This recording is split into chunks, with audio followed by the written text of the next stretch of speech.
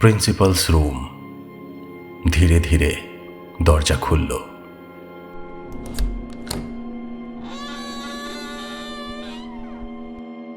Oh, good afternoon. How are you, dear? কিছু বলবে? Where are you going? এ কি? দেওয়ালের দিকে কেন যাচ্ছ? এ কি? এ কি দেখছি আমি? না না না না, এ হতে পারে না। না!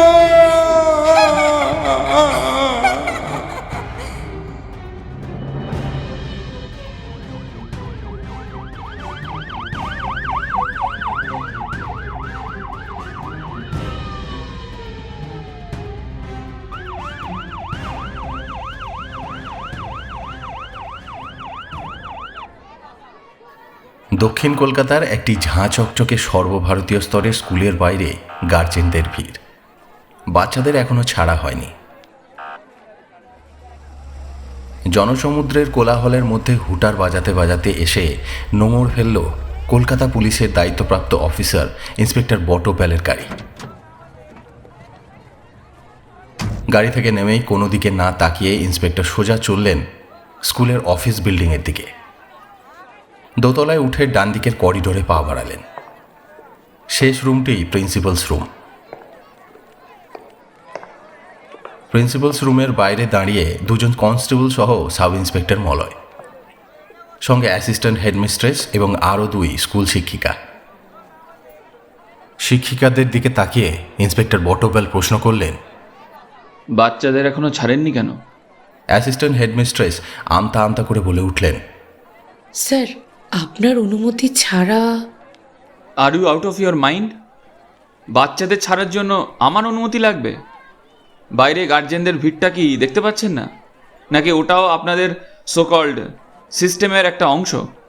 না স্যার, মানে মৃত্যুটা যতদূর সম্ভব মনে হচ্ছে অস্বাভাবিক, তাই। তাতে কি হয়েছে? তাতে বাচ্চাদের দোষটা কি? যান, আগে ওদের ছাড়ুন, ভিড়টা ক্লিয়ার করার জন্য ব্যবস্থা করুন।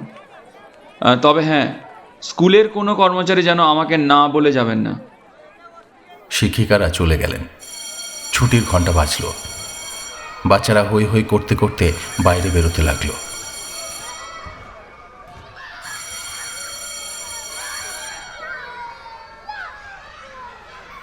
এদিকে ইন্সপেক্টর বটপ্যাল সাব ইন্সপেক্টর মলয়কে নিয়ে প্রিন্সিপালের ঘরে ঢুকলেন। প্রায় 20x15 বড়সড় রুম, ইটালিয়ান মার্বেলের মেঝে, সেন্ট্রাল এসি যুক্ত ঘরের দুদিকে দেওয়াল বিচিত্র রকমের ট্রফি আর মেমেন্টোতে সুসজ্জিত। ঘরের বাঁদিকে একটা নির্দিষ্ট জায়গায় ট্রেডমিল সহ জিম করার আরও দু একটা সরঞ্জাম রাখা। ইন্সপেক্টর বলে উঠলেন, ভদ্রলোকের শরীরচর্চার শখ ছিল দেখতে পাচ্ছি। বটপ্যাল নজর ঘোরালেন।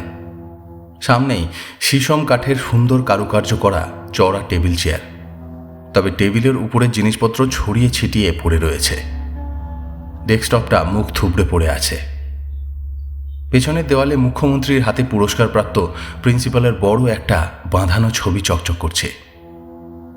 ইন্সপেক্টর বটপ্যাল মলয়ের দিকে ফিরলেন। বডি প্রথমকে দেখে? নিহারিকা নামে এক মহিলা চা দেওয়ার কাজ করে। কি বলল?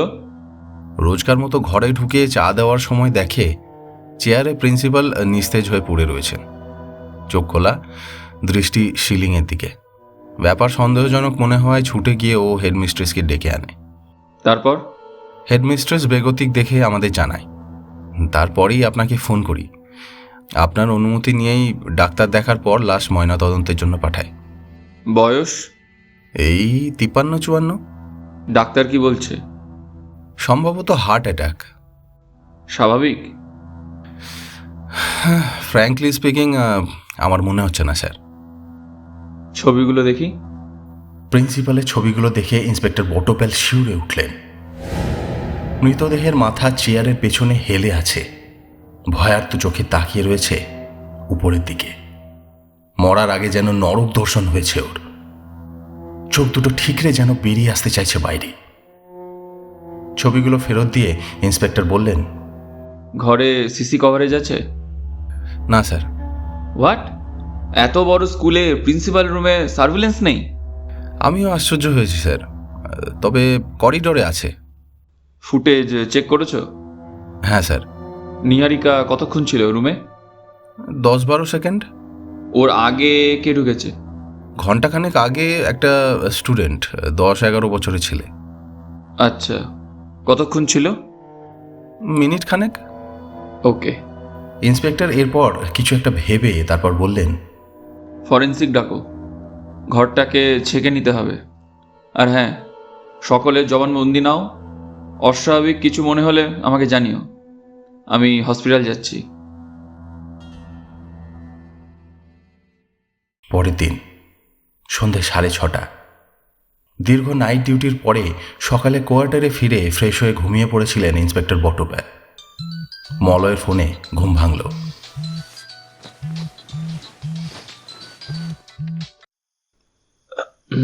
হ্যাঁ মলয়।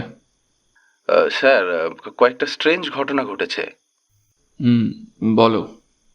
পোস্টমর্টেম অনুযায়ী মৃত্যু হার্ট ফেলিয়ারের জন্য হলেও ওনার বাড়ি থেকে পাওয়া আগের সপ্তাহের ডক্টর রিপোর্ট অনুযায়ী হি ওয়াজ পারফেক্টলি ফিট। আচ্ছা, আর কিছু? মৃতের দেহে কোনো ফিঙ্গারপ্রিন্ট নেই, রুমের মধ্যে কোনো কেমিক্যালসও ইউজ হয়নি। তাহলে? বুঝতে পারছি না স্যার, কিভাবে বলবো। আরে বলোই না। রুমটা দেওয়ালে আর সিলিংয়ে একটা পায়ের ছাপ পাওয়া গেছে। হোয়াট? ইন্সপেক্টর বিছানা থেকে উঠে বসলেন। পায়ের ছাপ? স্পাইডারম্যান নাকি? বেয়ার ফিট না শু? শু স্যার, স্কুল শু। স্কুল শু? ইন্সপেক্টরের চোখ বড় হয়ে উঠল। মলয় উত্তর দিল, ইয়েস স্যার, 10-12 বছরের ছেলের।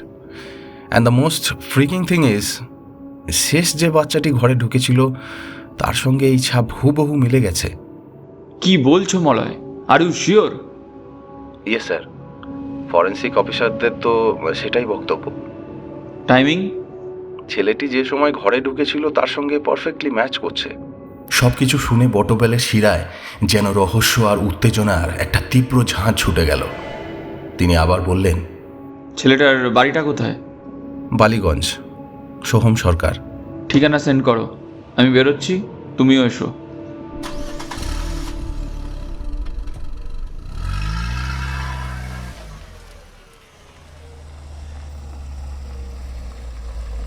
বালিগঞ্জ সার্কুলার রোডের একটি বিলাসবহুল অ্যাপার্টমেন্টের বাইরে ইন্সপেক্টরের গাড়ি দাঁড়ালো।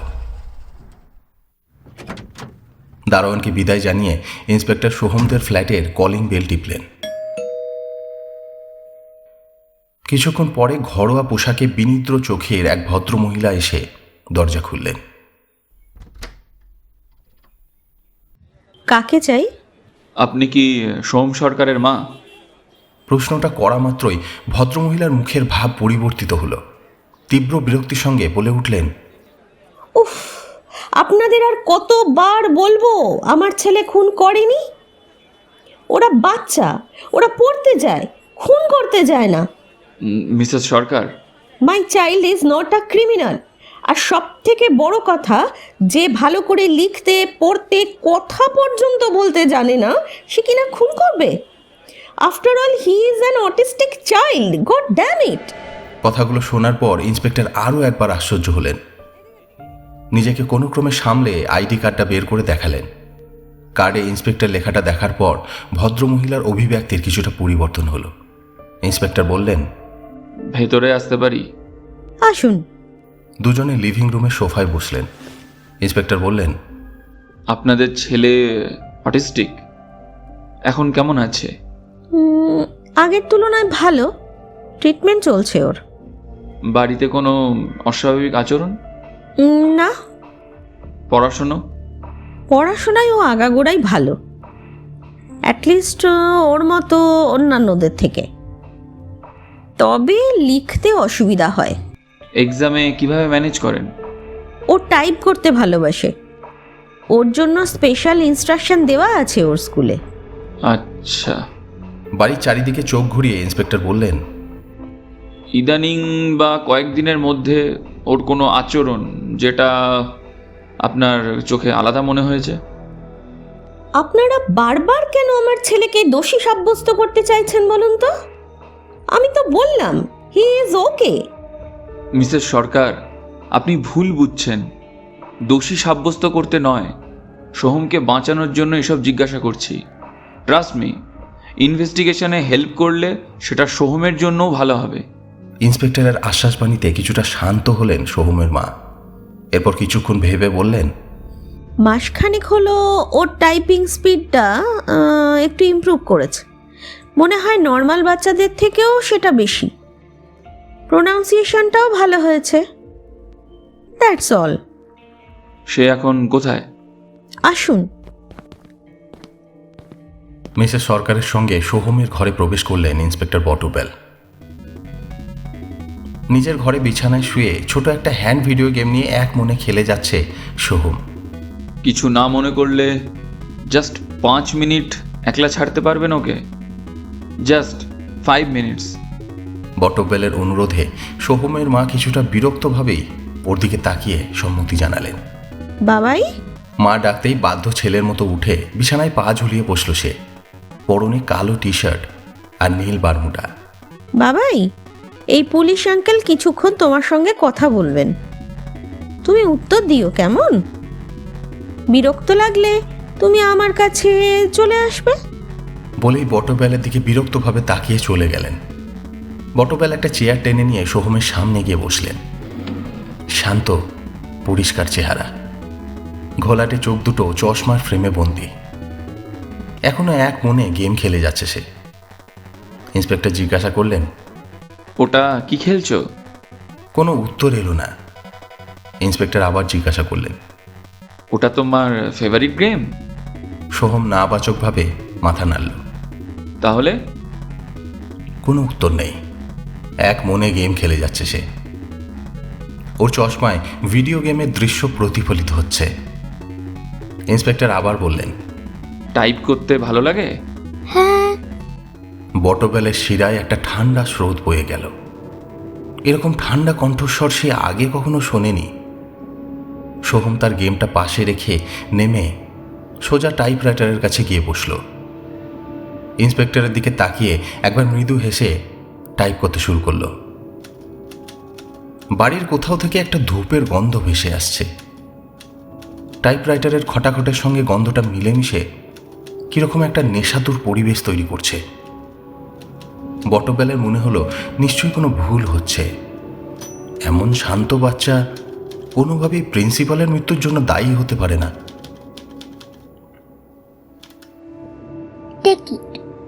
টাইপিং শেষ করে ইন্সপেক্টরের হাতে একটা লেখা দিয়ে পুনরায় তার জায়গায় গিয়ে বসল সোহম।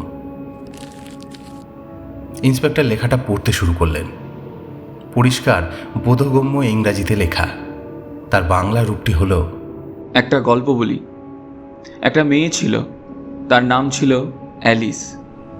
মেয়েটা ব্রিলিয়েন্ট ছিল, ক্লাসে সব সময় ফার্স্ট আর সেকেন্ড হতো। 5th স্ট্যান্ডার্ডে ওঠার সময় ওর স্কুলে অ্যাডমিশন ফি ছিল 90,000। ওর বাবা ইঞ্জিনিয়ার ছিল।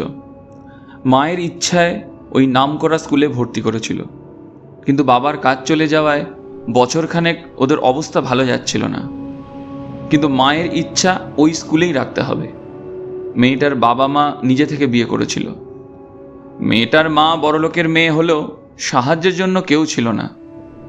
অ্যালিসের বাবা প্রিন্সিপালের ঘরে গিয়ে ওনার পায়ে ধরলো, মাথা ঠুকলো, বলল পরে সব বকেয়া মিটিয়ে দেবে।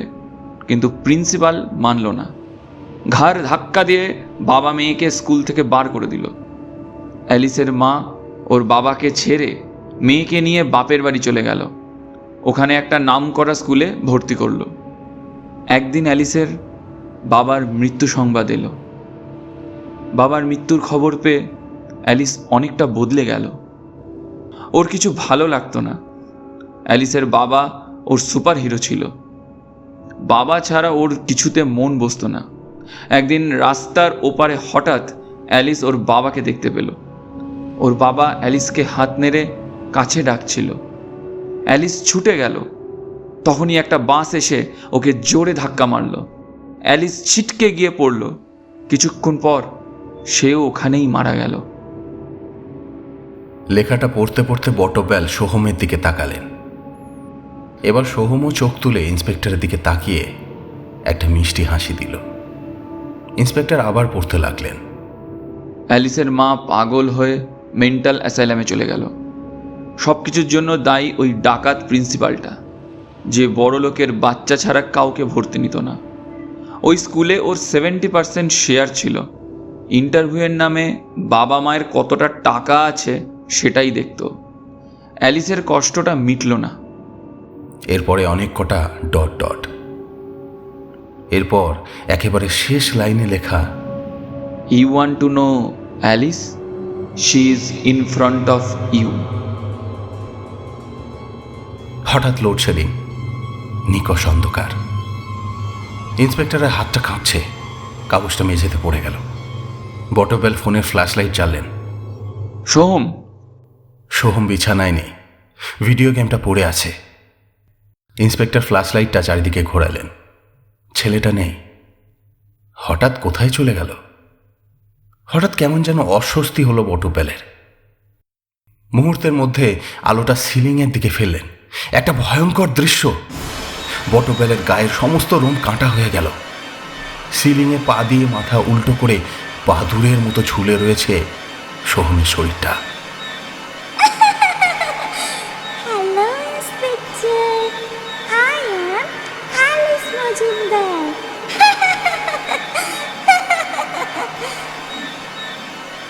একটা হিমশীতল বাচ্চা মেয়ের গলা।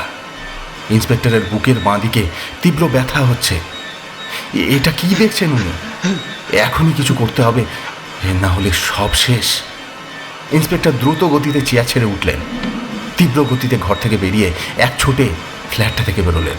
পেছনে মিসেস সরকারের চিৎকার, ইন্সপেক্টর, ইন্সপেক্টর! পরোয়া নেই, আগে বাইরে বেরোতে হবে। এক ছুটে অ্যাপার্টমেন্টের বাইরে। ওই তো গাড়িটা। ছুটে গিয়ে ড্রাইভারের সিটে বসলেন।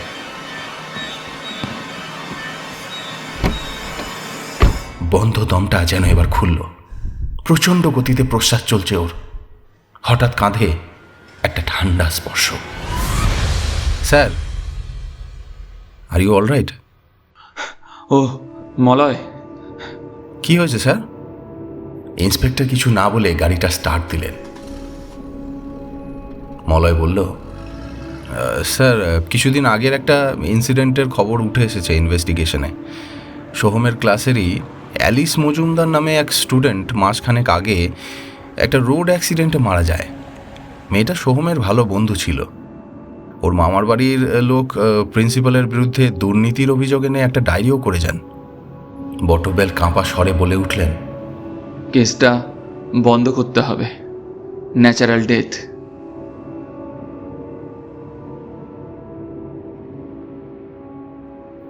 পরের দিনের সকাল। ঘুম থেকে উঠে সোহমের মাথায় হাত বুলিয়ে ওর মা বাইরে সোফাটা এসে বসলেন। টি টেবিলে টাইপ করা একটা কাগজ। সোহমের মা কাগজটা তুললেন। ইংরেজিতে লেখা, Forgive me. Goodbye.